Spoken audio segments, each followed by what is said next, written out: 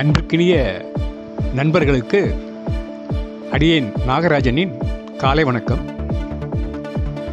கம்பர் தொடாத பொருளுண்டோ இம்மண்ணில், கொஞ்சம் தமிழை, அழகு வஞ்சியரை, பசுமையை, வளத்தை, நிறைவை கொண்டாடி இனிதே வர்ணனை செய்தவர் பாலையை, வறண்ட வெற்று நிலத்தை வர்ணிக்கிறார்.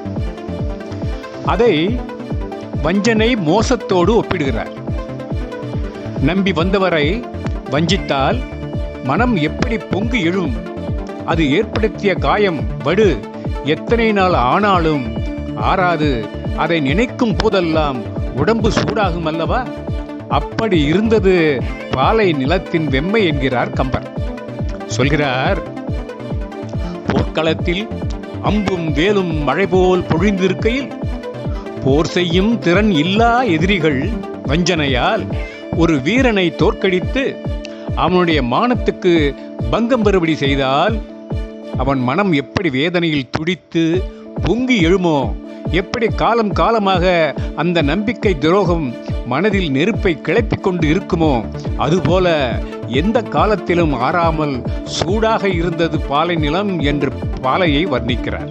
பாடலை படிப்போம்.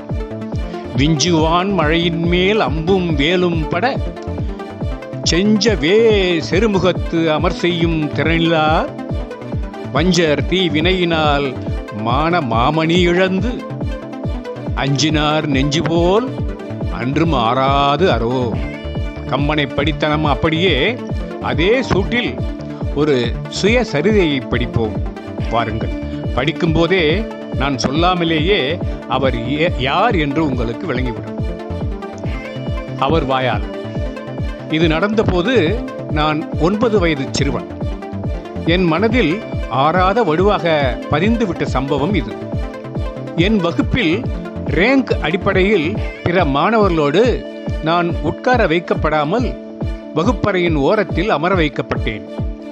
நான் உட்காருவதற்கு என தனி சாக்குப்பை இருக்கும். வகுப்பை சுத்தம் செய்யும் பணியாளர் என் சாக்குப்பையை மட்டும் தொடமாட்டார். எனது சாக்குப்பையை மாலை வீட்டுக்கு எடுத்து சென்று அடுத்த நாள் கொண்டு வர வேண்டும். என் பள்ளியில் சில பிரிவுகளைச் சேர்ந்த மாணவர்கள் தங்களுக்கு தாகம் எடுத்தால் குடிநீர் குழாய்க்கு சென்று அதை திறந்து நீர் பருகலாம். என்னுடைய நிலையோ வேறு. நான் குழாயை தொடக்கூட கூடாது. எனக்கு தண்ணீர் திறந்துவிட பள்ளியின் பணியாளரை ஆசிரியர் அனுப்பி வைப்பார். அவர் பள்ளிக்கு வராமல் போனால் எனக்கு குடிக்க தண்ணீர் கூட கிடைக்காது. நாங்கள் வசித்த சத்தாராவில் சலவைக்காரர்கள் இருந்தார்கள். அவர்களுக்கு காசு கொடுக்க முன்வந்தாலும் கூட எங்கள் வீட்டு துணிமணிகளை எந்த சலவைக்காரரும் துவைக்க மாட்டார்கள். வீட்டு துணிகளை துவைக்கிற வேலையை என் அக்காக்களே செய்தனர். அதேபோல் சத்தாராவில் நாவிதர்களும் இருந்தார்கள். அவர்களுக்குரிய கட்டணம் தருமளவிற்கு எங்களிடம் பணமும் இருந்தது. எங்களுக்கு முடிவெட்ட நாவிதர்கள் மறுத்தனர். எங்கள் குடும்ப சிறுவர்களுக்கு எங்கள் பெரிய அக்காவே முடிவெட்டி விடுவார். முகச்சவரமும் அக்காவே செய்து விடுவார். சத்தார் மாவட்டத்தில் கோரேகான் என்னும் இடத்தில் என்னுடைய தந்தை காசாளராக பணிபுரிந்து வந்தார். அத்தையிடம் வளர்ந்து வந்த நானும் அண்ணனும் அத்தை மகன்கள் இருவரும் உட்பட 4 பேரும் கோடை விடுமுறைக்கு அப்பா வேலை பார்க்கும் கோரேகானுக்கு ரயிலில் சென்றோம். மசூர் என்கிற ரயில் நிலையத்தில் இறங்கிக் கொண்ட நாங்கள் அங்கே எங்களை அழைத்து போக அப்பாவோ அப்பாவின் உதவியாளர்களோ வராதது கண்டு திகைத்து நின்றோம்.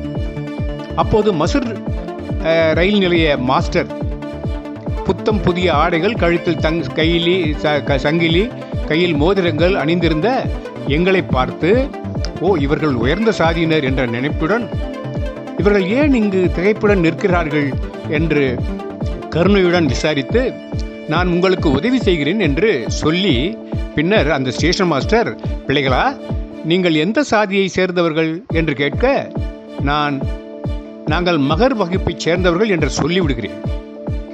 பம்பாய் மாகாணத்தில் அதாவது மகாராஷ்டிரா மாகாணத்தில் அப்போது தீண்டத்தகாதவர்களாக நடத்தப்படும் சமூகங்களில் ஒன்றே மகர். இதை கேட்ட ஸ்டேஷன் மாஸ்டர் எதுவுமே பேசாமல் தனது அறைக்கு திரும்பி விடுகிறார். செய்வதறியாது நெடுநேரமாகியும் அங்கேயே நாங்கள் நிற்பதைக் கண்ட ஸ்டேஷன் மாஸ்டர் கொஞ்சம் மனம் இளகி ரயில் நிலையத்துக்கு வெளியே அழைத்துச் சென்று அங்கே நின்று கொண்டிருந்த மாட்டு வண்டியை வாடகைக்கு அமர்த்தி எங்களை கோரேகானுக்கு அனுப்பி வைக்க முயன்றார்.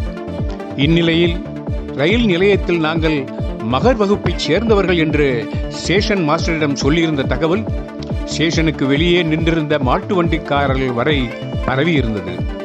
மகர்களுக்கு நாங்கள் வண்டி ஓட்ட மாட்டோம் என்று அவர்கள் வர மறுத்தனர். அப்போது, நீங்கள் இவர்களுக்கு வண்டி ஓட்ட வேண்டாம், இந்த சிறுவர்களே வண்டியில் உட்கார்ந்து கொண்டு அவர்களே வண்டி ஓட்டிக் கொள்வார்கள், நீங்கள் வண்டிக்கு பின்னால் நடந்து சென்றாலே போதும், அது மட்டுமல்ல 2 மடங்கு கட்டணமும் இச்சிறுவர்களை தரச் சொல்கிறேன் என்று ஸ்டேஷன் மாஸ்டர் வண்டிக்காரர்களிடம் பேசி அவரை சம்மதிக்க வைக்கிறார். தனக்கு தீட்டு எதுவும் ஏற்படாமல் காப்பதோடு 2 மடங்கு சம்பாதிக்கும் வாய்ப்பையும் வழங்கியதால் இந்த யோசனையை வண்டிக்காரர் ஏற்றுக்கொள்கிறார். இந்த சம்பவத்தை புத்தகத்தில் பதிவு செய்துள்ள அண்ணல் அம்பேத்கர் தனது 9 வயதில் என் வாழ்வில் நடந்த இந்த சம்பவம்தான் பின் நாட்களில் நான் பல சமூக நீதியுடன் கூடிய சிந்தனைகளையும் முடிவுகளையும் என்னை எடுத்து வைப்பதற்கு முதல் புள்ளியாக அமைந்து விட்டது என்று எழுதுகிறார். இப்பொழுது சொல்லுங்கள், ஆறாத பாலையின் வெப்பம் போன்ற அவமானம் அண்ணல் அம்பேத்கர் மனதில் கழன்று வெளியே வராமல் வெளியே வந்து எப்படி வலிமை தந்து எத்தனை உயரத்திற்கு உத்தி தள்ளியது பாருங்கள்.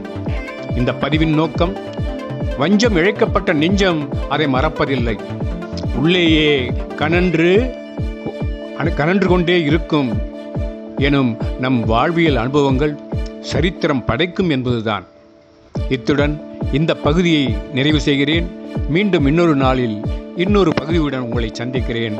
நன்றியுடன் நாகராஜன். வணக்கம்.